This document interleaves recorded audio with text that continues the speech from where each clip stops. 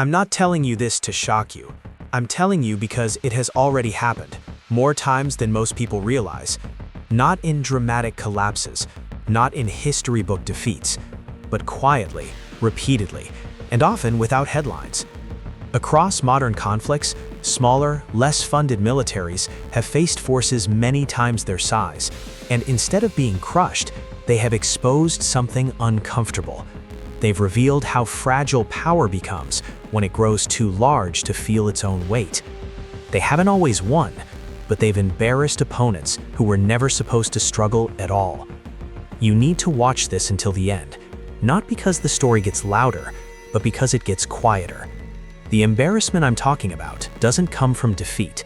It comes from something more destabilizing: being out-understood, being slowed, redirected, exhausted, and quietly denied the dominance you assumed was automatic.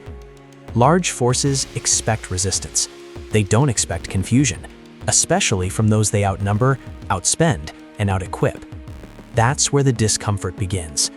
Power is usually measured in numbers: personnel, equipment, budget, platforms. The logic seems obvious. More resources create more dominance.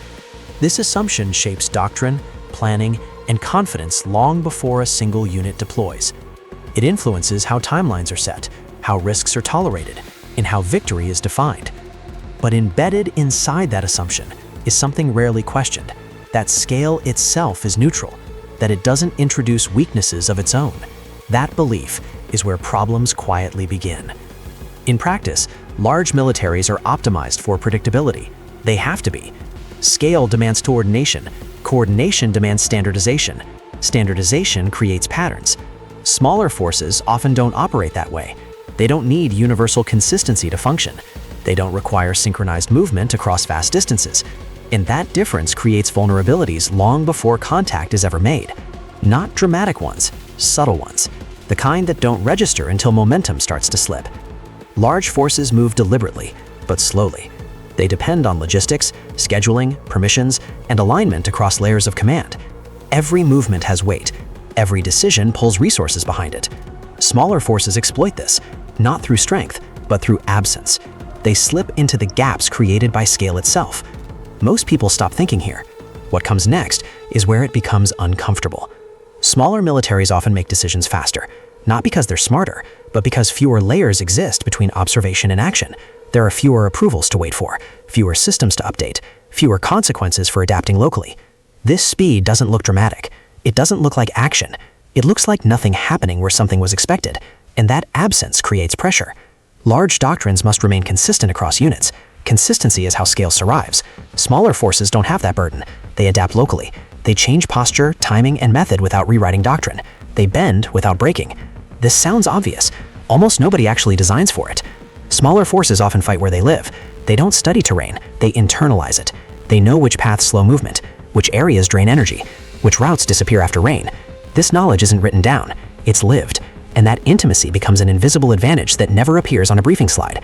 Large forces rely on templates. Templates become patterns. Patterns become expectations. Movement corridors repeat. Timing stabilizes. Responses become familiar. And familiarity is not safety. It is anticipation.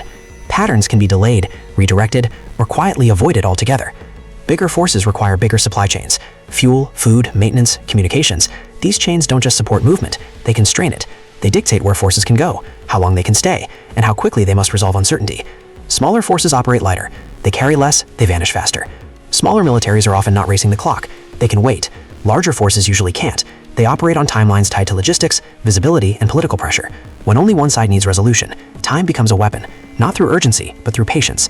Embarrassment doesn't come from losses. It comes from friction, delays, uncertainty, repeated hesitation. Large forces begin compensating. They add pressure. They push harder. And compensation drains confidence faster than failure. Smaller units often rest better. They know when to disengage. They know when not to pursue. Larger forces push. They maintain pressure. They stay active longer than biology prefers. Fatigue accumulates quietly. Then suddenly. Endurance isn't about toughness. It's about preservation. Smaller forces often preserve themselves better, physically and mentally. They manage energy. They protect sleep. They control stress exposure. Biology becomes an ally instead of a constraint. Smaller militaries rarely assume superiority. They plan for friction. They expect resistance. That humility shapes behavior. It encourages listening. It encourages adaptation. Under pressure, humility becomes resilience. Technology amplifies capability, not judgment. If assumptions are wrong, scale only magnifies the error. Complex systems don't fail loudly at first. They fail quietly, through delays, through misalignment, through unused capability sitting idle. There is rarely a decisive battle, no dramatic collapse, just repeated moments where expected dominance fails to appear. Routes remain contested, objectives take longer, control feels temporary. That absence is the embarrassment. Smaller forces adapt faster because they must. Learning isn't institutional, it's immediate. Every movement teaches something. Every mistake is corrected locally. Nothing waits for permission. Reports track outcomes. They track numbers. They miss frustration. They miss hesitation. They miss confidence eroding under pressure. Momentum slips quietly, and almost nobody notices until it's gone. The cost isn't casualties, it's momentum. And once momentum slips, size becomes irrelevant. In the next episode, I'll show you the hidden tactics no doctrine teaches, learned only through friction, failure, and environments that refuse to cooperate.